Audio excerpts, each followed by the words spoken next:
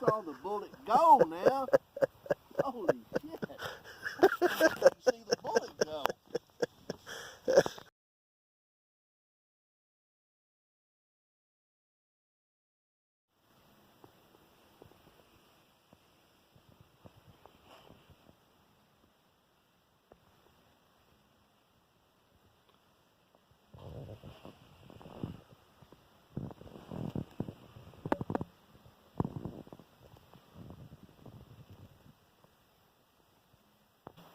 Alright guys, so the last video, or a couple last videos I think, somebody asked me to do a review of the proof research barrel. I've been meaning to get to this review for a while, so I'm going to do a quick review over it. This is a 20-inch 6.5 Creedmoor barrel, okay, carbon fiber proof research. I'm very impressed with the quality. As soon as I had it, I was like, man, this is going to be a badass barrel. Got it mounted up. And to make a long story short, I think it took me about 100 rounds to get it all adjusted and ready to go because I'm running a lightweight BCG. They're V7 titanium BCG. Got the JP silent captured spring in here, so it took a little bit of adjustment. Proof research, they make a disclaimer, if you use regular normal parts like a regular standard BCG, regular buffer system, all that junk, it should run reliably.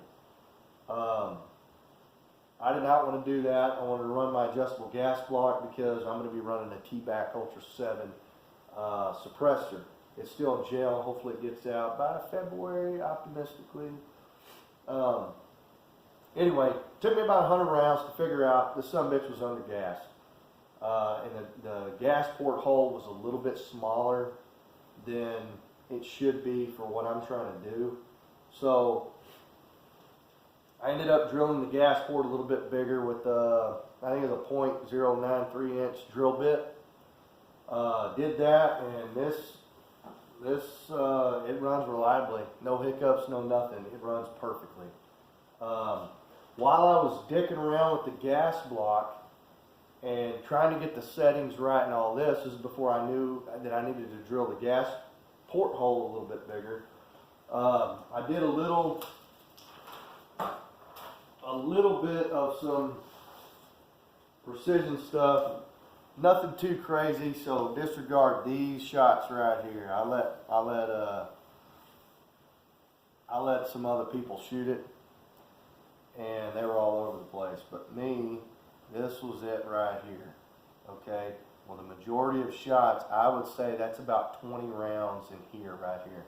So that may be a little over 1 inch. Now these flyers and outliers here, I don't know what happened. Like I said, I was adjusting the gas, so it could have been anything, but I was very impressed with this right here, okay? To get a close up, I don't know if you guys can see it. But I thought that was pretty impressive with factory ammo, disregarding these couple right here. But this right here, like I said, 20 shots, all into that same hole. I will take it. Now, after I got everything sorted out, scope sighted in, everything's good to go. I ran about 100 more rounds just trying to figure out what the accuracy is and all that. So I ran 200 rounds through this barrel before I ever started to reload. Now when I reload, I pick a powder that I think I'm going to run with, and I wanted to run the 140 grain ELDs. Those are great for target shooting, and in my opinion, they've been pretty excellent for hunting too. I haven't had to chase anything that I've shot. 147 ELDs, the 140s, even the 123s. They've been great bullets. So I ran 2 Satterley tests, H4350 and the Reloader 16. I can put up pictures of the velocity numbers.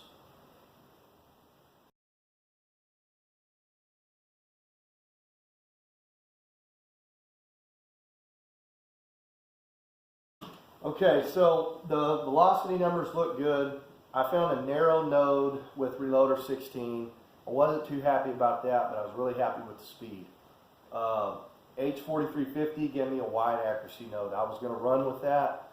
but on the second outing, the velocity decreased a little bit, and I wanted to stay in that 2,700 feet per second range. So reloader 16 was the one, and also it gave me some better accuracy. Initially, this was my Saturday test, okay, and I think it was exactly 10 rounds, 10 or 11, maybe 12, okay, and then I took 3 more that I just loaded up and just shot them. I mean, I don't know, it was pretty quick, and that's under MOA group right there, okay. I know it's only 3 shots, guys, but hang with me. So I was really impressed with that. So I decided to do a seating depth test, and ended up finding my node, what I was going to run with. So this part right here, that's factory ammo. I can live with that, no problem. Now, 2.1960 grouped well, 2.1870 grouped well, even 2.1770 grouped well. Got a pulled one out here. So then you start to see it opens up a little bit. So what I was thinking was loading right in between here, and that's the money load right there. You'll notice some vertical dispersion, okay, with these right here. And I was thinking it was me. It probably still is. But this goddamn LaRue mount, this is the L204, LT204. This is my first time with the LaRue mount, and I was not very impressed with it shifting in between the recoil lugs, or between the rail slots. It didn't change the accuracy much. I would be very curious to see if I put a new mount on there, if that vertical dispersion goes away. So I'm going to give this LaRue mount the benefit of the doubt and just say, hey, that vertical dispersion was me. But just a disclaimer, I'm probably not going to buy another LaRue mount. I crank pretty hard on these levers, and this sumbitch isn't even a QD mount anymore. You have to have a screwdriver to pull the shit off, and it still moved. It still shifted. So wasn't too happy about that, but it works. The accuracy did not change that much. Matter of fact, I don't even think it's measurable. But I do know that I can tell when it moves in the rail slots. So I can do a separate video on that if you guys want, but I'm not going to get into it. Anyway, yeah, man, we're shooting under half MOA with this barrel, with the proper reloads. Factory ammo is shooting under half MOA to MOA, and you know, you guys saw at the beginning of the video, Dad's ping and steel, 700 yards. We went, I think it was 10 for 10 on a steel plate out to 700.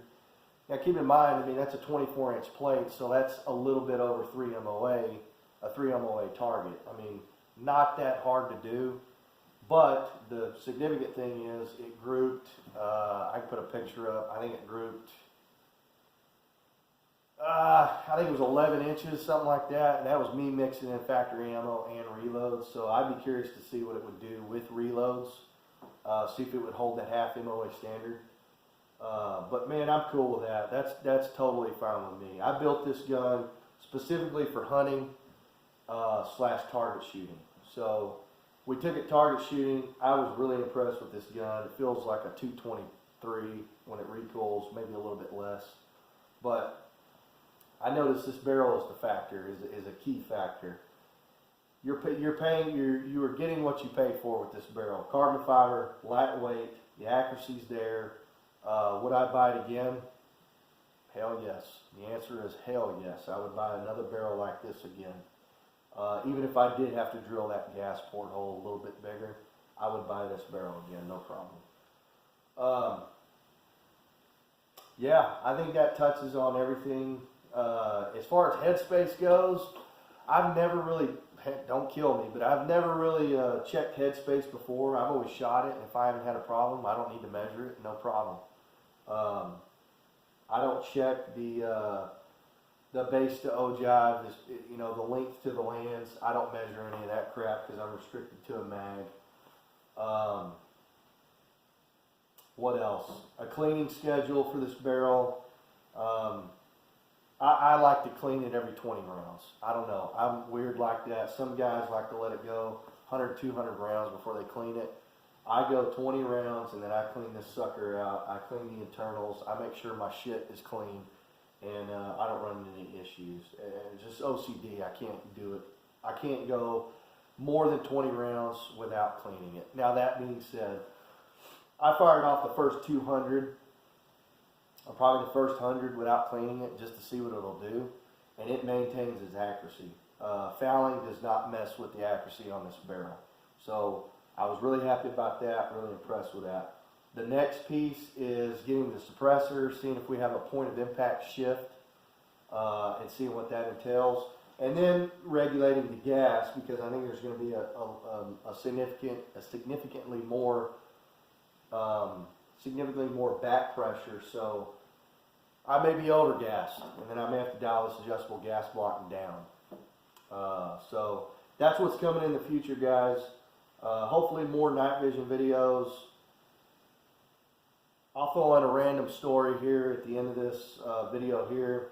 We were out and I was going to shoot this. I just posted this video of me taking this gun out to 700 yards with the PDS-30 in the middle of the night. Before we did that, me and Dad had the Trijicon Mark III and just scanning around, we saw a coyote, and this sumbitch came in from about 400 yards away, came all the way to about 315, 320 yards, and I told Dad, I said, hey man, take him, you know, let's see if you can knock him down at 320 yards. And he zoomed it in and went for center mass and hammered that coyote at 315 yards with the 308. And that was just absolutely badass. I've seen a bunch of videos of people doing that. When Dad shot, he shot it. I heard the bullet sail through the air. I heard the impact on the coyote, and I heard the coyote yelp, and he just totally hammered it. So I got pictures of that crap too. So anyway, you guys stay tuned. I haven't made a video in a while. This production quality sucks. Sorry about that. I'm just going to give you the basics of, is this worth it or not? Does this equipment function the way you want it to? Is it worth buying? There you go. Anyway, total badass gun, Night Force scope, proof research barrel, CMC trigger. More videos with this coming soon, man. You guys stay tuned. All right, go. Ooh, I saw it move. I saw it move.